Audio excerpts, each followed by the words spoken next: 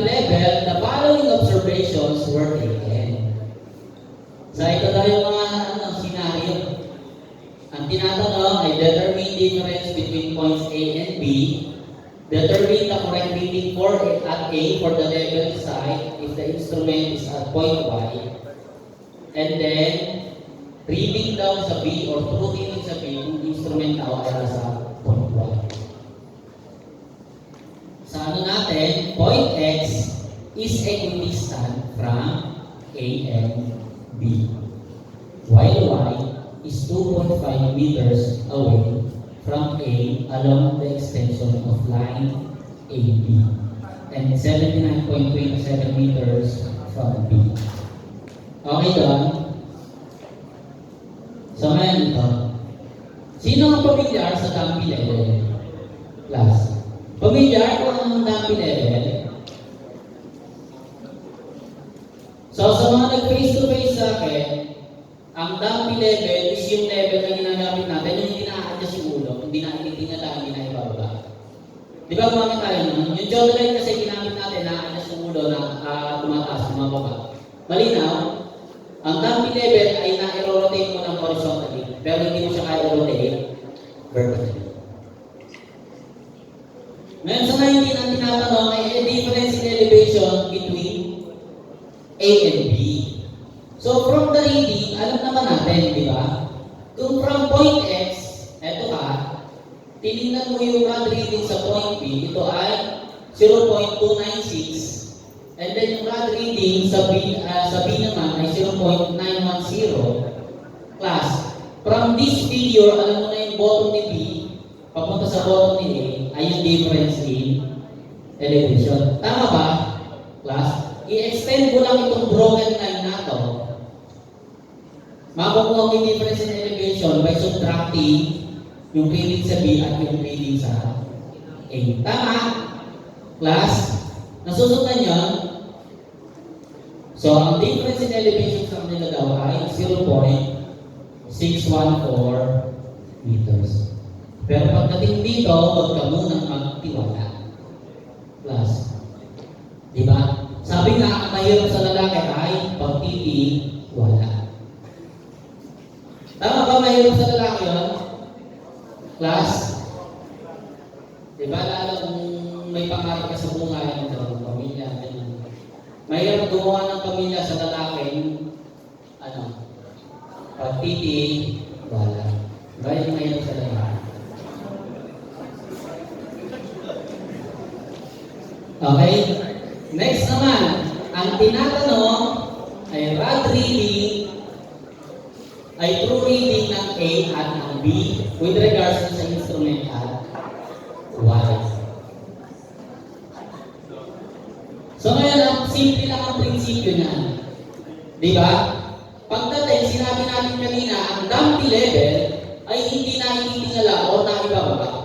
Class, fixed lang yung kanyang telescope. Tama ba? Class? Therefore, kung palubog to, or pababa yung lupa, pababa din yung side ni dumpy level. Tama ba? Class? Kaya ngayon dito mo makikita. Ang true reading niya dapat ay with regard sa horizontal, pero ang naging reading niya ay ito since pababa. 1.563 sa 2.450. Tama ba? Class? Ngayon, pag tinignan mo yung figure, may nag-form siya na triangle. Class. Okay, na nakikita na nag-form ng triangle. Therefore, pwede kang mag-ratio and proportion. Tama ba? Nilabel niya yung difference ng true reading sa rod reading ni A as nakalimutan ko gawin na natin E1. Nakalimutan ko Greek letter 1. And then, next natin sa TRBI, E2. Ngayon, magtatanong ka, sir, bakit kanina tinignan natin yung figure as a straight line? Tama ba? Class, pwede mong questioning ito Bakit straight line ito tinignan? Class. Kung yung kanina, nakasunod yung side niya sa lupa na pababa, then dapat hindi ito straight line kasi pababa yung lupa. Nagigets ba? Class? Ngayon, i-justify natin yung solution natin kanina.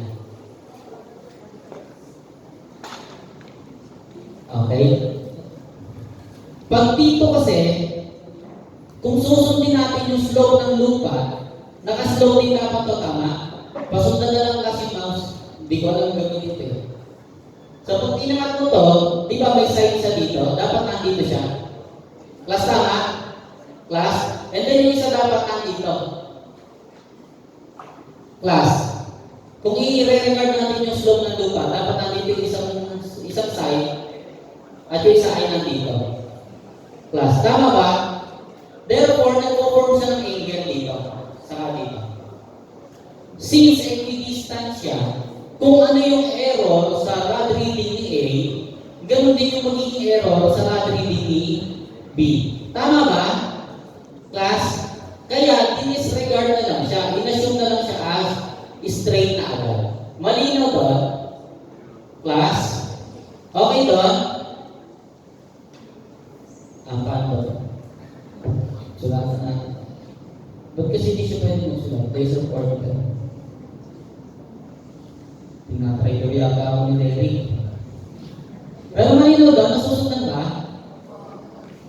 Alapitan natin.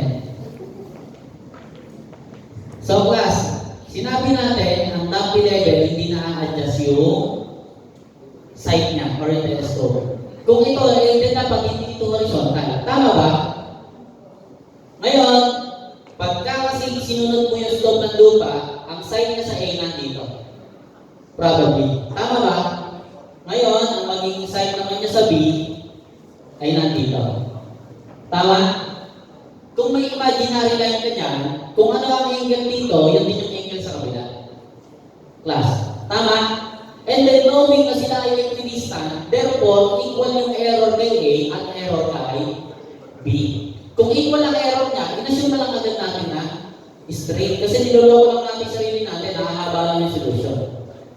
Tama ba? Nasunod na yun?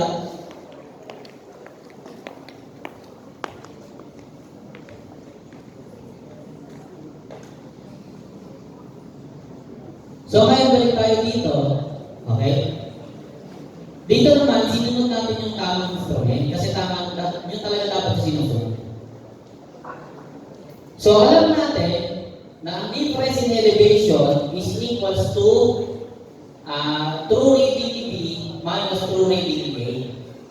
Plus, minanipulate natin yung equation, ito yung lalabas. Yung E1 minus E2 is equals to 0.233. Equation 1 natin yan. By ratio and proportion, horizontal ay vertical to horizontal, E1 all over 2.5. Ito yun. And then E2 all over 79.27. That is our equation 2 pag sinimplify. Class, nasusundan pa? Okay. So, next tayo. By substitution, ang lalabas, ang E1 natin ay negative 0.00759 at ang E2 ay negative 0.2407. So, ang true reading ni A ay 5.554 meters, and then ang true reading ni B ay 2.16. Malinaw doon, class? Okay doon? Okay, next naman, differential leveling ay simple lang. Ito lang yan yung table, class. Pamilya dito, class, sa pag-ins, sa tayo madali lang, as long as even ang elevation, class, ang even lang dito ay backside at foreside, saka yung initial elevation. Class. Ngayon, to compute for the height of instrument, sundan lang natin yung arrow, elevation plus backside is equals to height ng instrument. Class. So, balikan natin yung figure. Ito yung instrument, class. Class. Okay? So, given ang elevation dito, pinlas mo yung backside, makukuha mo yung height ng instrument. Ay, bilisan natin, kaya ito. Ngayon, nakuha mo yung height ng instrument, i-minus mo naman ngayon yung foresight para makuha yung elevation ng susunod na point. Malinaw doon, class? Sundan mo lang yung araw hanggang makumpleto mo. Ngayon, for arithmetic checking, lahat ng backside ay pa-plus, tapos i-minus lang yung foresight, dapat bumalik sa normal na elevation. Ayan. Okay doon, class? Malinaw dito? Next is area of closed traverse. Meron tayong area for may triangle method. Ito ang basic, base times height over 2. And then, may triangle ulit. Ito naman yung scissor method. So, using yung pagka may given ka na two sides at given yung angle between sa kanila, makuha mo yung area ng triangle. And then this is, nakalimutan ko, heroes ba or herons? Basta heroes or herons formula. Yung gumagamit na semi-perimeter. Ito daw pagka alam mo ang tatlong side, makuha mo yung area ng triangle. Ang formula niya is square root of S, quantity, S minus A, quantity, S minus B, quantity, S minus C. At ang S natin or yung semi-perimeter is A plus B plus C all over 2. Ngayon ito naman by coordinate method ay using matrix. Class. Sa matrix, di ba pag sinod lahat ng pababa ay positive, lahat ng pataas ay ima-minus. Malinaw doon? Class, this is galing lang ito sa siguro numerical method sa pagdating sa subject mo. Ngayon, by double meridian distance, ito yung mga formula lang na basic. So, ang DMD daw ng first course ay equal sa departure of that course. And then yung susunod ay DMD of the preceding course plus departure of the preceding course plus departure of the course itself. And then last is, yung last DMD dapat ay same value ng departure ng last course and then in the opposite sign. Malinaw ito, class? Ngayon, pag double meridian, para makuha mo yung double area, yung DMD, yung multiply mo dun sa kung hindi mo ginagamit. So, kung double meridian daw, gagamitin mo ay departure, therefore, ang i-multiply mo para makuha sa double area ay latitude. Malinaw doon? Class? So, ang TPD ay ganoon lang din. Pinagkaiba lang niya yung gagamitin mo. Okay? So, PD pero DPD. Diba? Pag double parallel naman, ang ginagamit ay latitude. Okay? So, para madaling tandaan, pag DPD, ibig sabihin pa kayo. Diba ang latitude yun yung vertical? Tama ba? Para hindi ka na nalilito. Pagka DPD, automatic patayo yung ginagamit mo. Pagka DND naman, mahinga. Di ba? Okay. So, kaya ano ang mga problem dito pagdating sa closed traverse? Ang mga problem dito usually ay balancing the traverse. So, kailangan kukunin mo muna yung corrected latitude and corrected departure. Class, ang principle dito, dapat pag kinorect mo siya, yung corrected latitude at departure ay dapat na C0. Tama ba? Yun ang principle niya. Ngayon, hindi na natin pinakita since by the time ng 2010 or mahigit na, madalang na lumalabas yung balancing the traverse. O yung may correct ng traverse. Pero, kung sakasakaling lumabas, may calculator technique na po siya. Madali mo lang nakukuha yung correct yung latitude and departure ng sabay. Using po yung polar form. Pamilyar ko ng polar form, Caltech, ito po yung R, angle, theta. Pag yung angle nyo, inilagay nyo sa mode na complex, lalabas yung R, angle, theta.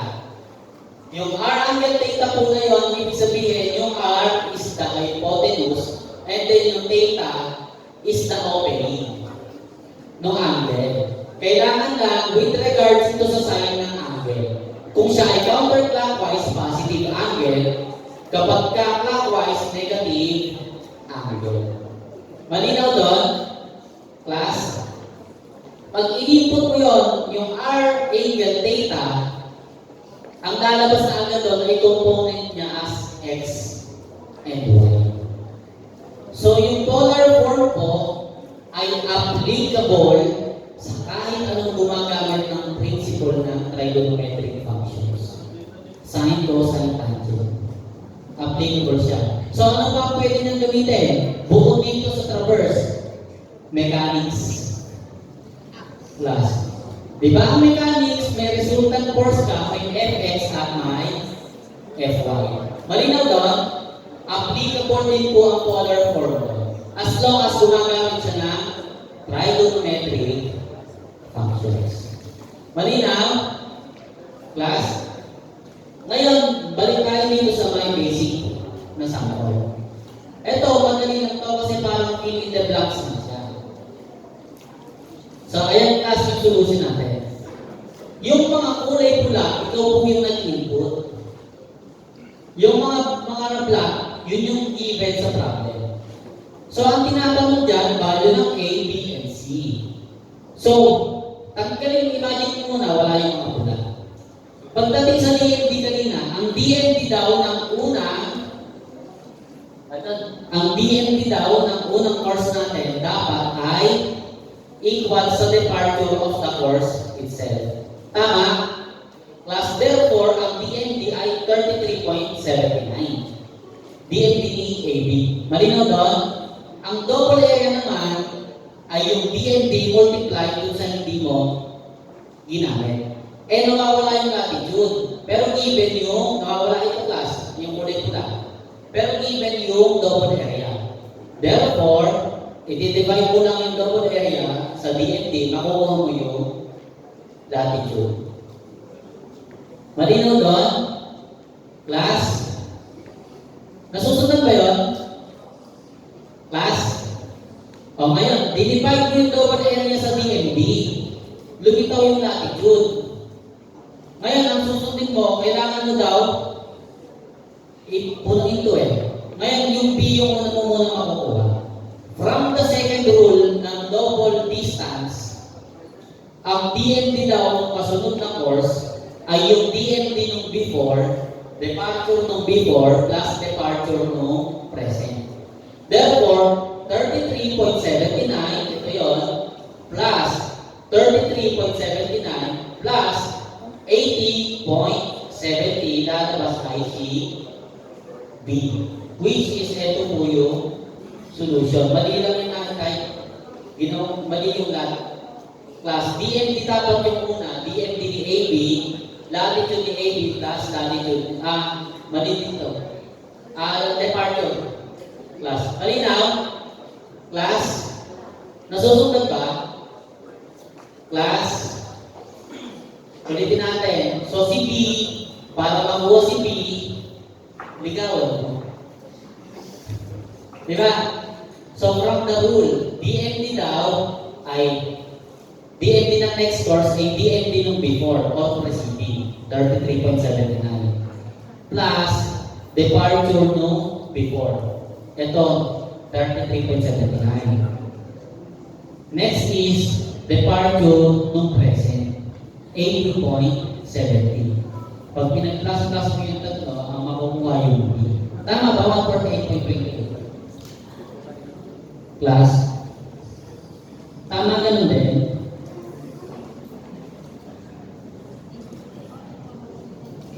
Class? Tama?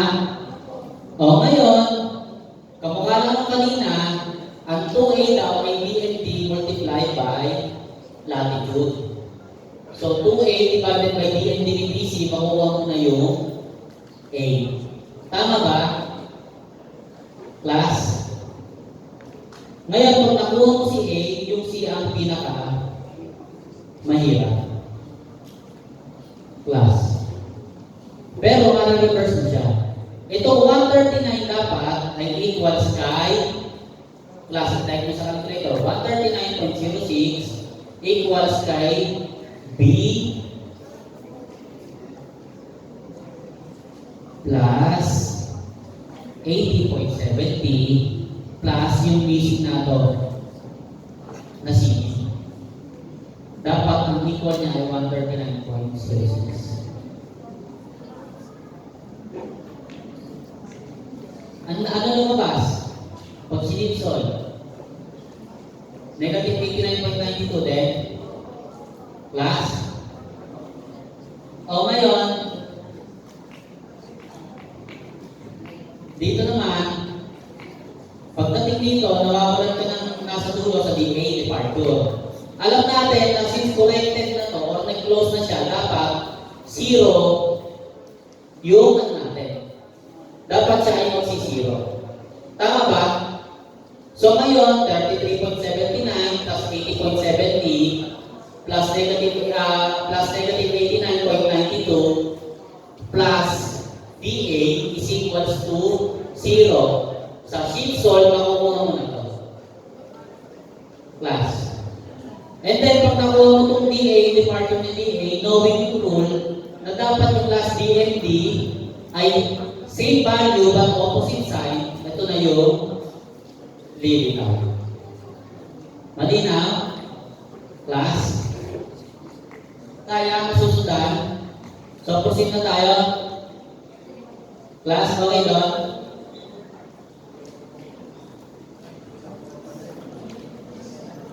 Ngayon, sa horizontal curves naman tayo.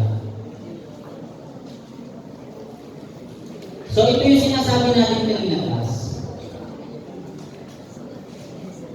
Ang sinasabi natin kanina, meron mga formula na dapat tinatandaan at meron mga formula na dapat dinederive mo na lang.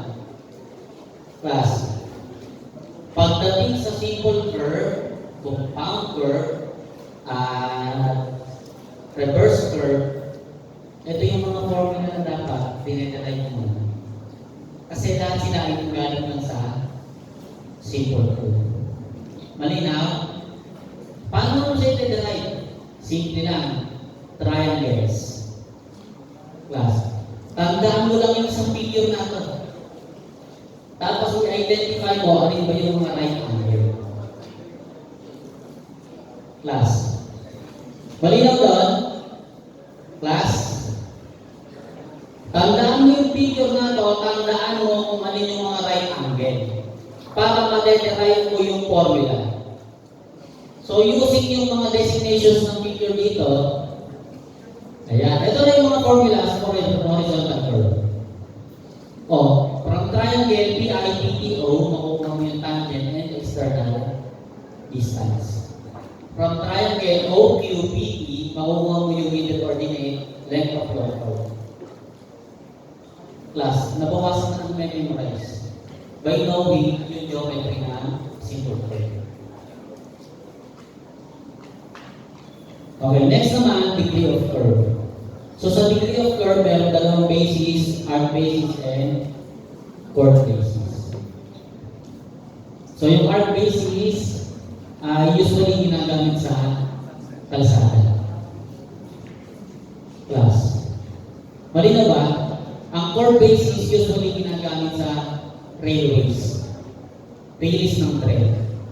Bakit? Kasi hindi ka pwedeng pag-layout ng release ng train ng isang bugsuan lang. Di ba panel-panel siya?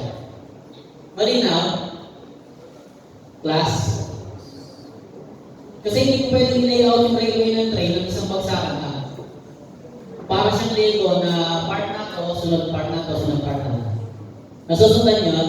Kaya ang arc basis ginagamit usually sa kalsada at ang chord basis ginagamit usually sa railways or sa train. Ngayon, ang length of curve ay dinerive lang by ratio proportion. Kung ang length daw ng curve mo all over dun sa eye or sa degree of curve equal siya sa circumference ng circle all over sa total degree niya. Malinaw? Dinerive lang to, L over I is equals to 2 pi r over 360. Nung nag-simplify, ito yung lumabas. N is equals to pi r I 180. Okay doon? And then, by degree of curve, L over I equals 1 station by degree of curve.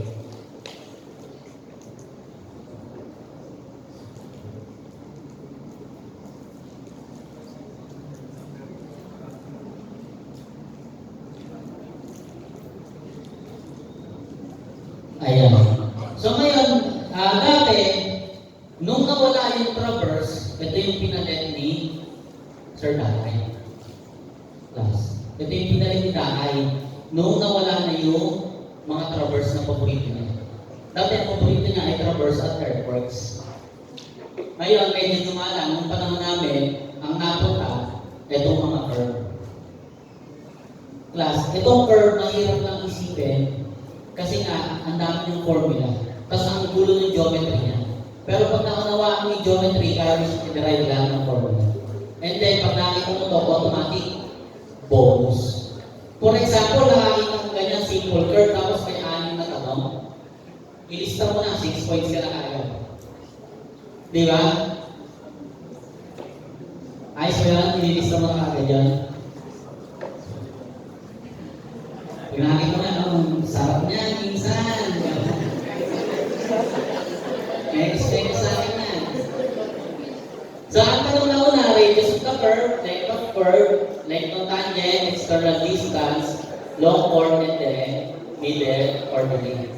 Pag ganito mga nakita mo sa board exam, sigurado, pumapalakpak yung tenga mo. So, by drawing the figure, okay? Lagyan na natin agad ng formula. By drawing yung figure, kung hindi mo kabisado yung formula dito, pwede na naman, hindi ka pa nagsisimula ng board exam, isulat mo na agad yung figure. Tapos, mag-derive ka ng formula. Depende sa technique mo. May mga ganun kasi, na ayaw nila nagkakabisado, ang kinabisado na lang nila ay yung principle, paano siya na-derive.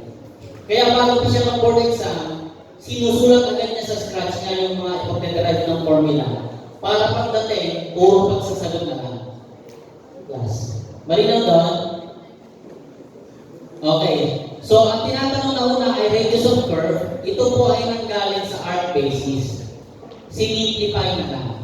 Ang formula niya ay radius is equals to 1145.916 all over D.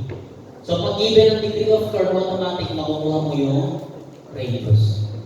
Malinaw doon? Class?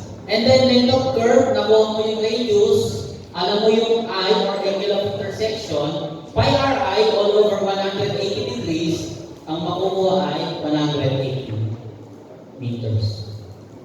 Sa tangent naman, alam mo na siya ay r, tangent, I over 2. Therefore, nagsasatisfy lahat ng nasa equation, makukuha mo yung tangent as 93.082.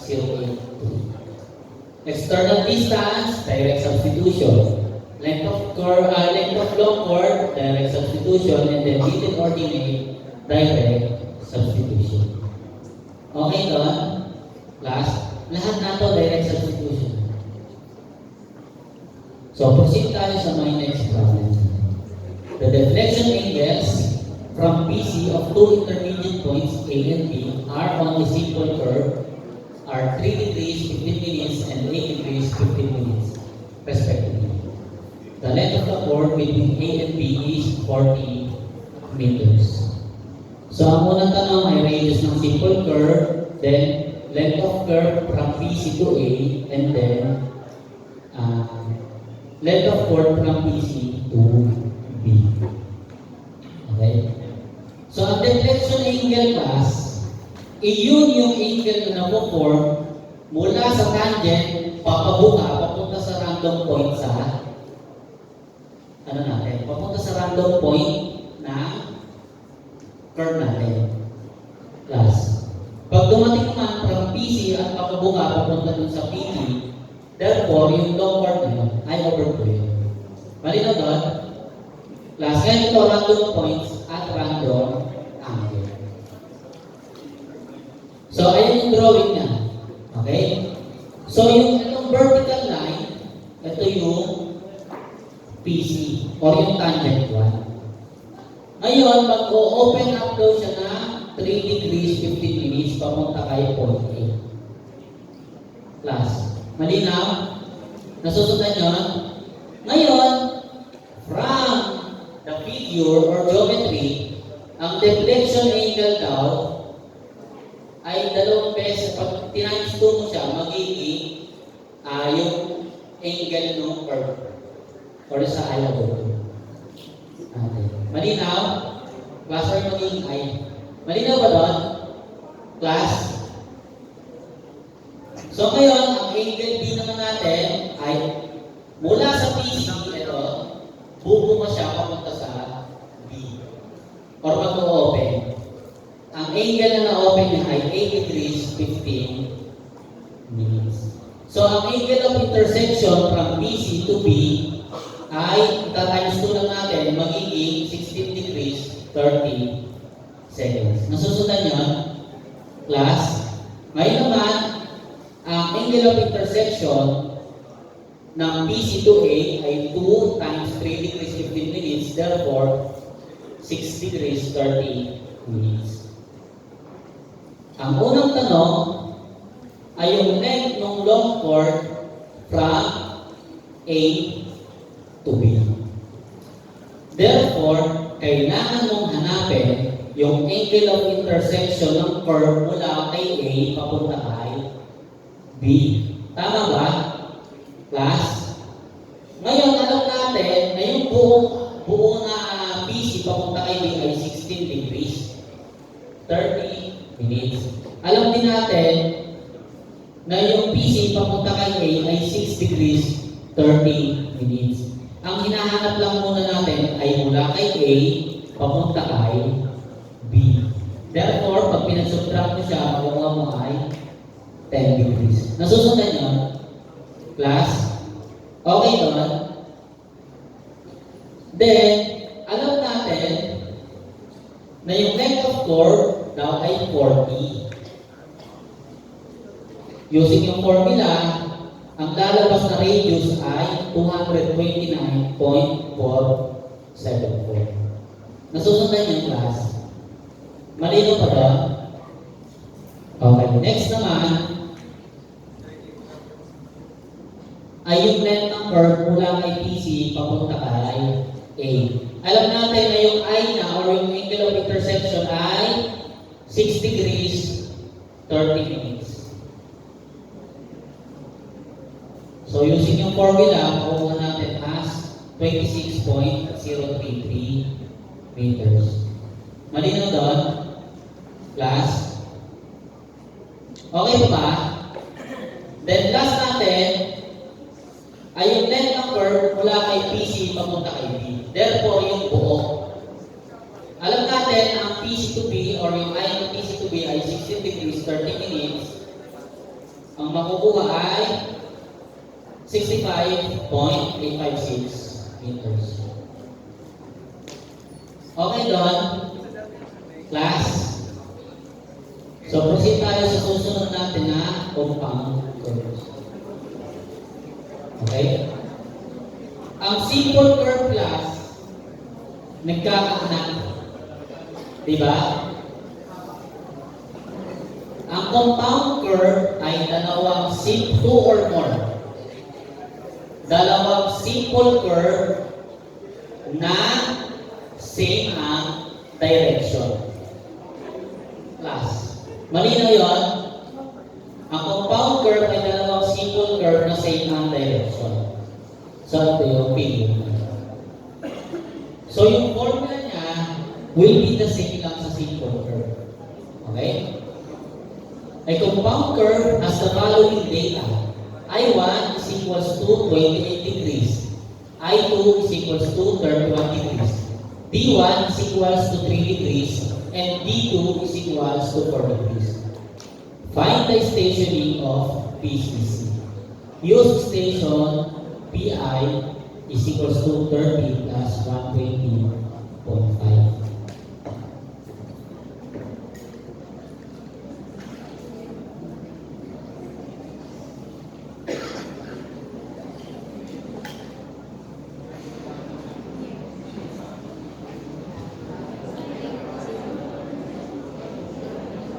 Ayan. So, ito po yung figure. Ito po yung figure niya. Okay? Nung dinrawing, ang I1 daw ay 28 degrees, ang I2 ay 31, ang degree of curve ng D1 ay 3 degrees, ang D2 ay 4 degrees, and then ang station ni PI ay 30 plus 1 to 0.5. Ang hinahanap ay stationing ni PCC. Ano ba klaseng PCC? Philippine Carabao Center. Klasa ano ba yan sa Philippine Cafe? Tama ba? Okay, sa PCC ay point of compound curve. Class. Ibig sabihin, doon nagtatapos yung unang curve at doon naman nagsisimula yung kasunod na curve. Malinaw doon? Okay. So ngayon, i-formulate muna natin sa isip natin paano natin kukunin yung station ni PCC. Class. Pagka horizontal curve, ang point of view mo pag dinrawing ay top view. Kasi kalsada siya. Malinaw? Class. Ang given ay station ni PI. Paano natin siya kukunin? Kukunin lang mo yung X, tapos kunin yung tangent PCC.